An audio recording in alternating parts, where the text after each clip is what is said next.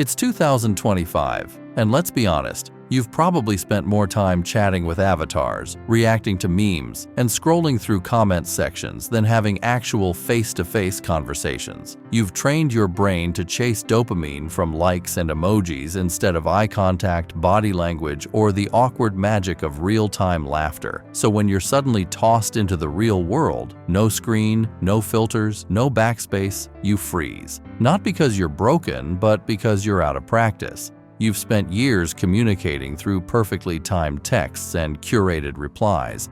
But human communication? That's a full contact sport. You're trying to box with emojis, and that just doesn't work. Let's be clear, this isn't your fault.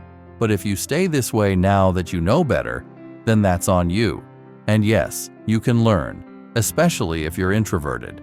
Because being introverted doesn't mean being bad at talking. It means you process differently, you notice, you absorb, and with the right approach, that makes you dangerously good at connection. Let's crush a myth right now. Conversation is not a performance. You don't need to be clever, quick-witted, or wildly entertaining. You just need to show up, pay attention, and give a damn. That's it. Most of us think small talk is pointless, just air-filling nonsense before the real conversation.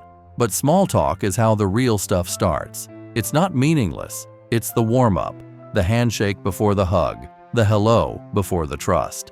And the problem isn't that you're an introvert. The problem is, you don't practice. You've been binge-watching social skills like it's Netflix, studying charisma like it's a school subject, and expecting to be good at it just because you understand the theory. That's like watching Michael Phelps swim and thinking you're ready to dive into the Olympics. Nope. You need to get in the water, you need to flop, you need to fail. But awkwardness? That's not failure. That's just the price of fluency. You don't become smooth by avoiding mess. You become smooth through the mess. So what's the cheat code? It's called the 100 Interaction Challenge. For 1 month, talk to 100 people. Doesn't matter how. Say hi and walk away like a socially anxious ninja. You could ask for directions like your GPS exploded. Tell someone their shoes look fast. Doesn't need to be deep. It just needs to be real. You're not going for TED Talk level conversation. You're going for reps because your brain learns through exposure. And every awkward hey is a brick in the foundation of confidence. Now here's something most people miss. Conversation isn't about having the perfect thing to say. It's about reading the room, observing like a detective, complimenting like a sniper, listening like it matters, because it does. You want real-life magic tricks? Try this. See someone at a cafe reading a book? Don't ask, "What are you reading?" That's generic.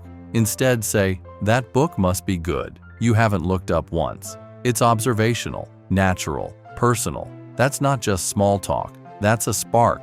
That's what makes you memorable. You don't need a script. You need presence. Stop overthinking and start noticing. Notice the mood. Notice the shoes, the bag, the vibe. Comment. Don't question. Don't ask, "Where'd you get that shirt?" Say, "That shirt looks like it's seen some stories. I like it." That's connection. That's flavor. And yeah, conversations go off track. They stall. They fumble. That's not a glitch. That's part of the game.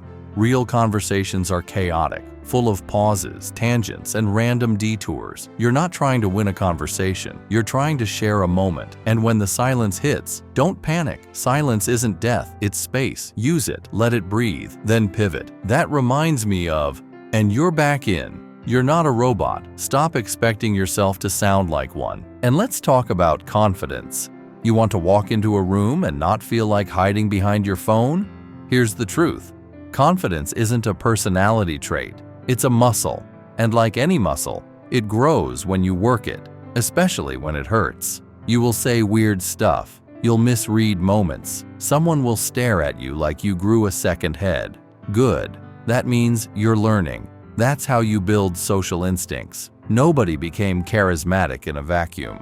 You've got to bleed awkward before you earn ease. And if you're introverted, you're not doomed. You're just under-practiced. You don't need to become loud. You just need to become present. The goal isn't to be the loudest person in the room.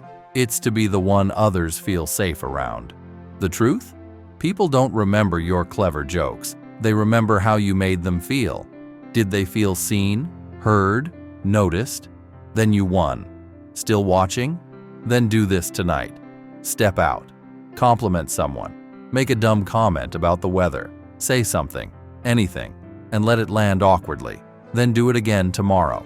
This is the ugly, sweaty, uncomfortable effort that leads to real connection, to actual friends, to people who laugh at your weird jokes, to someone who remembers your name, and not because they're being polite, but because you actually made them feel something. You don't need a new personality. You need reps. Reps that feel terrifying at first, but slowly carve confidence into your bones. And eventually, it won't feel like effort anymore. It'll feel like ease. Stop hiding behind your screen. Stop pretending you're an introvert just because you're scared. Get out there, start talking, and know this: every confident person you admire was once a total weirdo fumbling through the exact same mess. The only difference is they kept showing up. So now I'll ask you, are you going to keep ghosting real life? Or are you finally going to talk back? Choose wisely.